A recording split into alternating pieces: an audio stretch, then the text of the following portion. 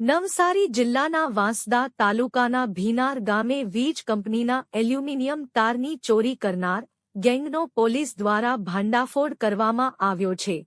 4 આરોપીઓ ઝડપાયા, જ્યારે 3 શખ્સો હજી ફરાર છે। પોલીસે લાખો રૂપિયાનો મુદ્દામાલ કબજે કર્યો। ભીનાર ગામના ખેતર વિસ્તારમાં 14 નવેમ્બરના રોજ વીજ કંપનીના એલ્યુમિનિયમના વીજતાર કાપીને ચોરી કરવામાં આવી હતી।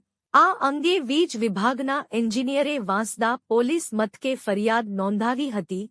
ફરિયાદના આધારે પોલીસે તપાસ શરૂ કરી અને ચઢાવ નજીક કોષખાડી પુલ પર સંદિગ્ધ ટેમ્પો નંબર GJ21Y7382 ને રોકી તપાસ કરતા મોટું કાવતરું બહાર આવ્યું। ટેમ્પોમાંથી 500 મીટર એલ્યુમિનિયમ વાયર, એક મોબાઈલ ફોન અને ટેમ્પો મળી કુલ ₹5,74,000નો મુદ્દામાલ કબજે કરવામાં આવ્યો। આ સમગ્ર મામલે પોલીસ દ્વારા ઝડપી કાર્યવાહી કરવામાં આવતા ગામ વિસ્તારમાં ચર્ચાનો માહોલ। રિપોર્ટર સલમાન શેખ।